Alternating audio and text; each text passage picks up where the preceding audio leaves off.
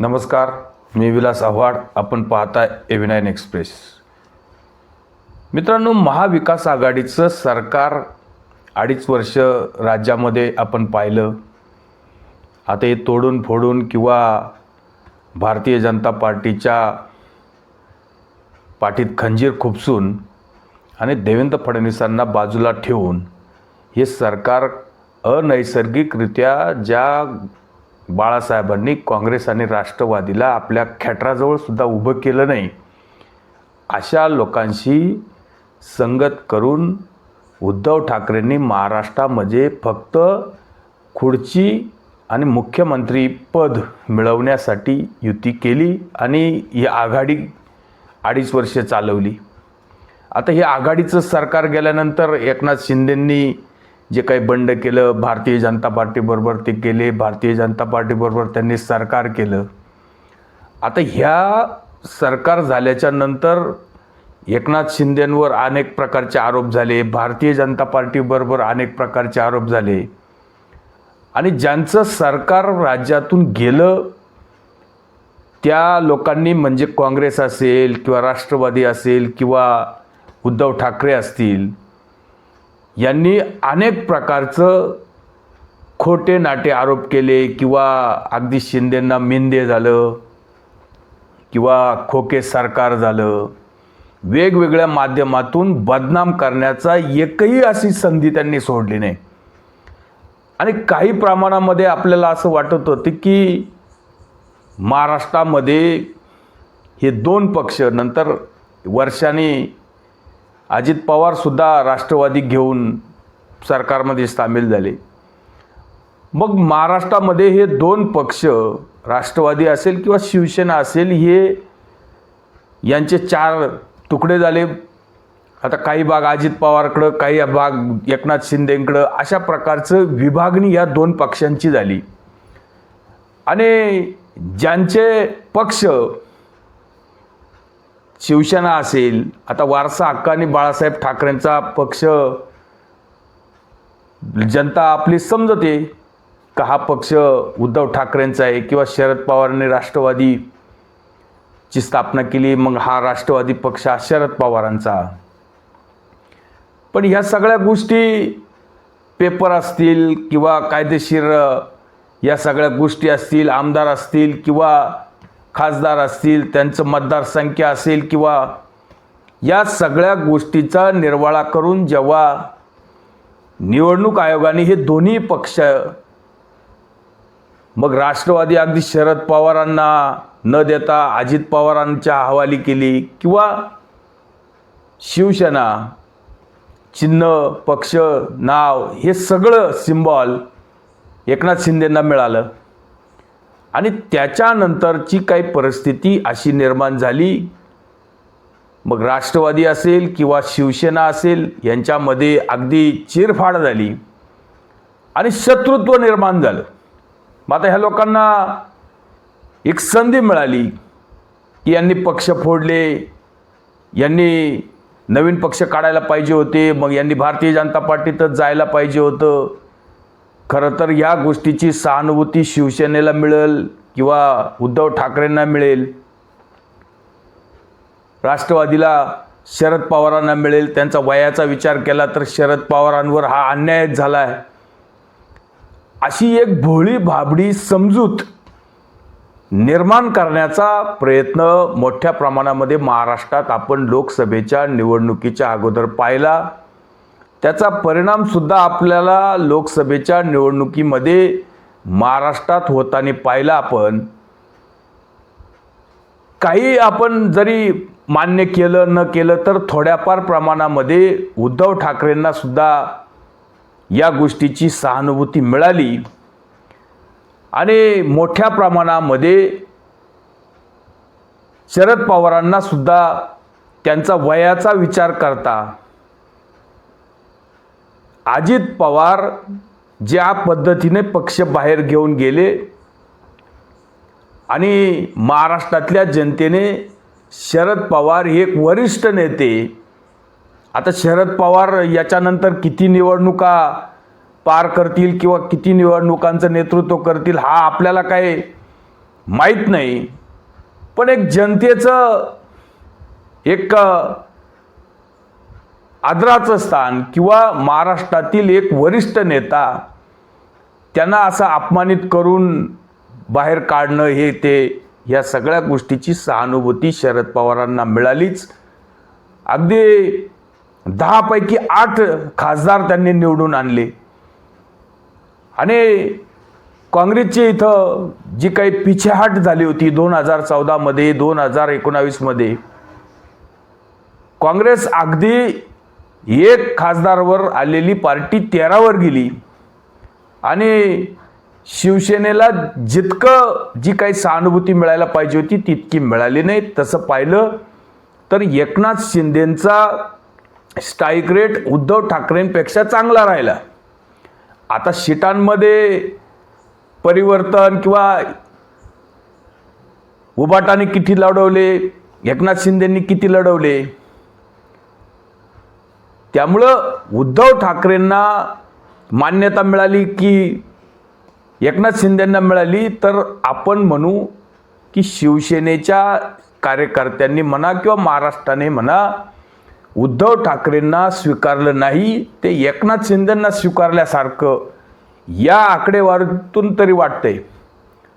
पण मग आता शिवसेनेचं ह्या लोकांना असं सारखं हे उभटावले किंवा काँग्रेसवाले राष्ट्रवादीवाले एखादी निवडणूक येऊ द्या, मग घोडा मैदान जवळ आहे, दुनिया होईल, असं होईल तसं होईल, भारतीय जनता पार्टी एकदम साफ होईल किंवा शिंदेंचा एक आमदार किंवा एक खासदार निवडून येणार नाही, अजित पवारांचं कोणी निवडून येणार नाही, लोक यांना धडा शिकवतील, अशा प्रकारचं हे सगळं वातावरण तयार केलं होतं.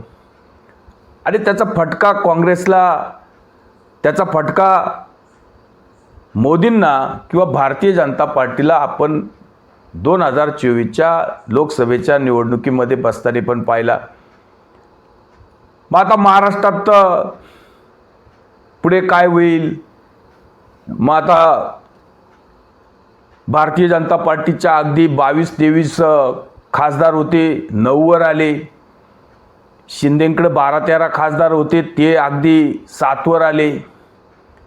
आणि 2-4 खासदार अजित पवारकडे होते, ते 1 वर आले. मग आता विधानसभेमध्ये काय होणार? महाराष्ट्र आणि झारखंडच्या अगोदर जी काही हरियाणा आणि जम्मू काश्मीरची निवडणूक झाली, याच्यामध्ये मोठ्या प्रमाणात जे काही हरियाणाच्या निवडणुकीमध्ये देशभक्त मतदारांनी ज्या काही गोष्टी दाखवून दिल्या की निवळ खोटं नॅरेटिव्ह पसरून किंवा निवळ गप्पा मारून, निवळ खोटे आश्वासनं देऊन किंवा दलितांवर अशा प्रकारचे अत्याचार भाजप पद्धतीचे प्रचार किंवा संविधान धोक्यात आहे, लोकतंत्र धोक्यात आहे, निवडणुकाच होणार नाही, वेगवेगळ्या माध्यमातून फक्त खोटं आणि खोटं लोकांना काय आमिष दाखवले. राहुल गांधींनी अगदी खटाखटचे आमिष दाखवले असतील. महिलांना 8,500 रुपये अगदी लोकसभेच्या निवडणुकीचा निकाल लागल्यानंतर देऊ. अनेक लोकांना अनेक प्रकारचे खोटे आश्वासनं. आता याच्याही पाठीमागं आपण कर्नाटक असेल, तेलंगणा असेल, हिमाचल असेल, जे काही काँग्रेसचे आज तिथं सरकार आहे, मुख्यमंत्री आहे.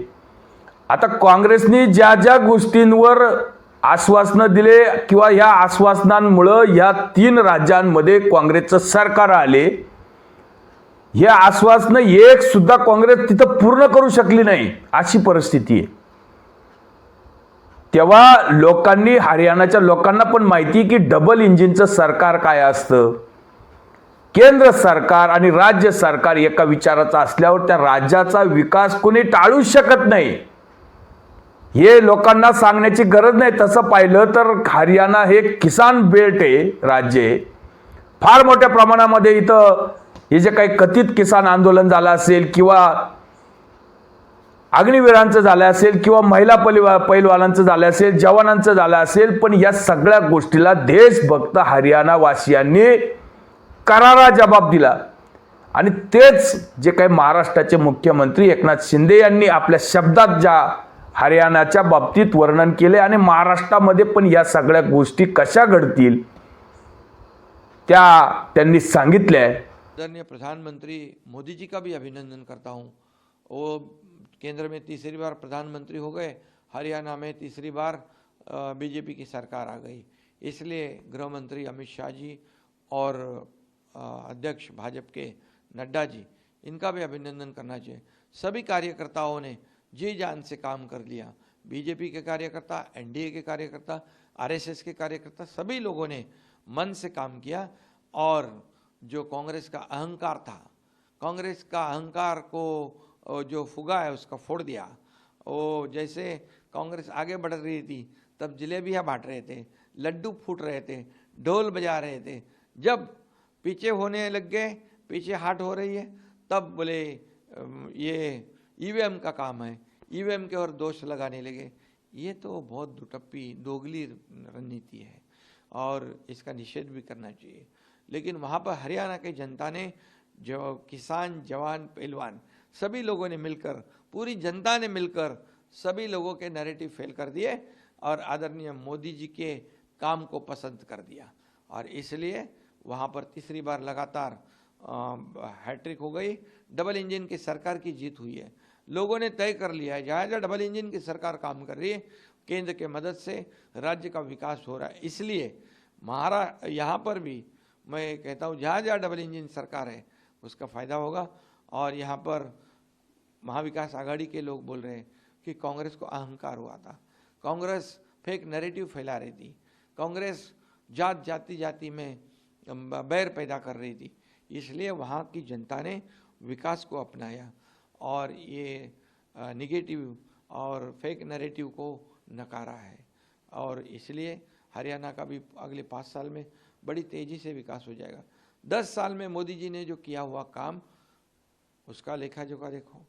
50-60 साल जो कांग्रेस थी उसने किया हुआ काम, आज देश भर में विकास की गंगा बह रही है, देश आर्थिक उन्नति पर जा रहा है, देश पूरी दुनिया में नंबर 1 पर चल रहा है और आदरणीय मोदी जी की लोकप्रियता देश में नहीं बल्कि दुनिया में नंबर 1 पर चल रही है। इसका भी फायदा ये हरियाणा में ज़रूर हुआ है क्योंकि उनकी भी लोकप्रियता और उन्होंने किया हुआ काम, उन्होंने किया हुआ विकास, ये भी लोगों ने ध्यान में रखकर हरियाणा को, बीजेपी को जिताया है।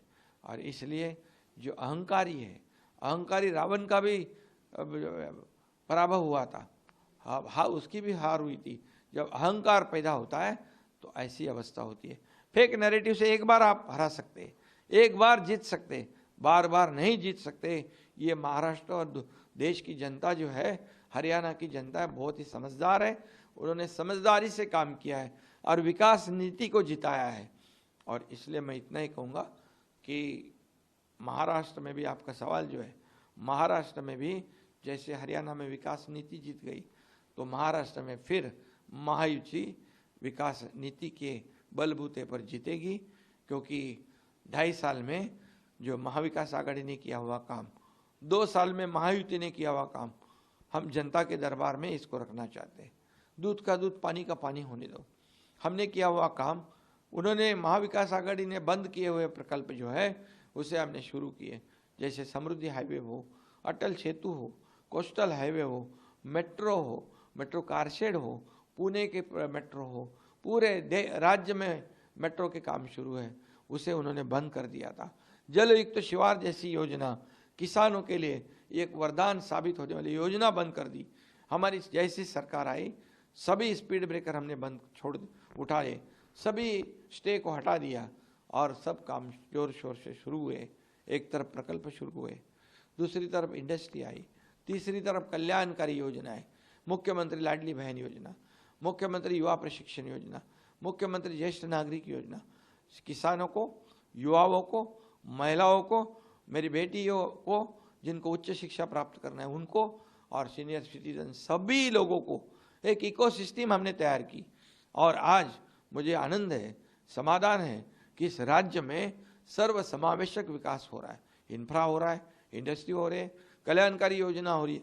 हम सबको मेलजोल करने का एक इकोसिस्टम बनाया और निश्चित रूप से आने वाले चुनाव में ये लेखा जोखा जनता देखेगी और निश्चित रूप से महायुति के सरकार को फिर एक बार इस महाराष्ट्र की जनता किए हुए हमने काम, विकास और प्रकल्प, इस पर शिक्कामोर्तब करेगी, ये विश्वास मुझे है।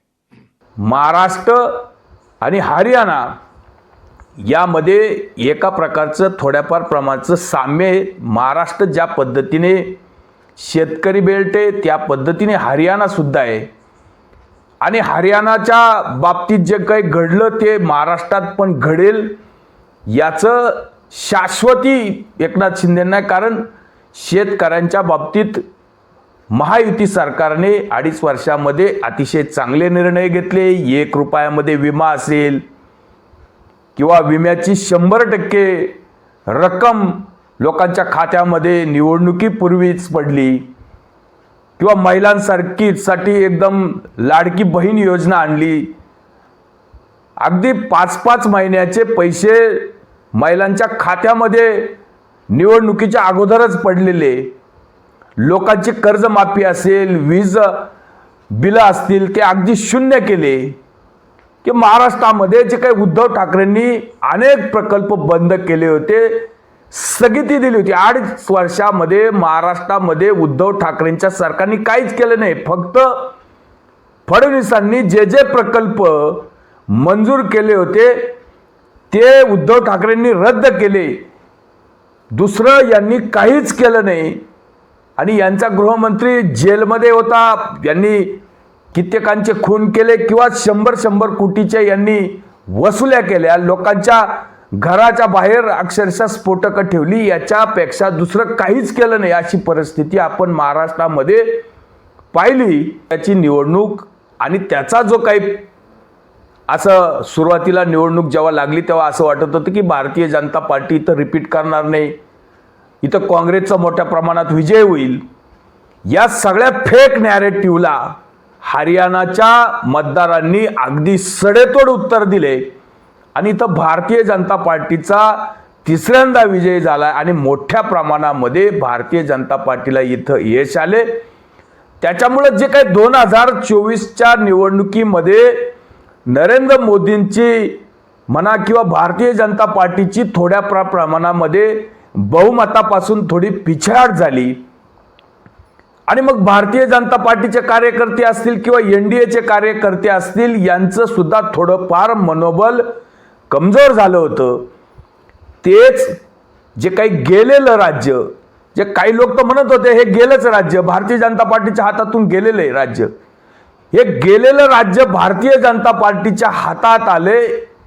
याच्यामुळं एक ऊर्जा निर्माण झाली आणि तीच ऊर्जा महाराष्ट्रामध्ये कायम राहील याचा विश्वास अगदी मोठ्या प्रमाणामध्ये एकनाथ शिंदेंनी व्यक्त केलाय आणि त्यांनी काम केलंय। ते काय कुठल्या आश्वासनं देतात की कुठं खोटं बोलतात की काही खोटं त्यांना करायचंय, आम्ही आलो सरकारमध्ये मग आम्ही हे करू ते करू, त्यापेक्षा त्यांनी ज्या गोष्टी सांगितल्या त्या आधी केल्या आहेत। त्यामुळे लोकांनी किती विश्वास ठेवायचा आहे, कोणावर ठेवायचा हा लोकांचा प्रश्न आहे। आपण त्यांच्या बाबतीत जे काही गोष्टी आहेत त्या फक्त मांडतोय, शेवटी निर्णय जनतेने घ्यायचा आहे। या गोष्टी जनतेने ठरवायच्या आहे की महाराष्ट्रात कोणाचं सरकार आणायचंय, कोणाचं सरकार नको पाहिजे, हा विचार मतदारांनी करायचा आहे आणि मतदार नक्कीच तो योग्य निर्णय करतील। तुर्तच थांबतो। व्हिडिओ आवडला असेल तर लाईक करा, शेअर करा। धन्यवाद।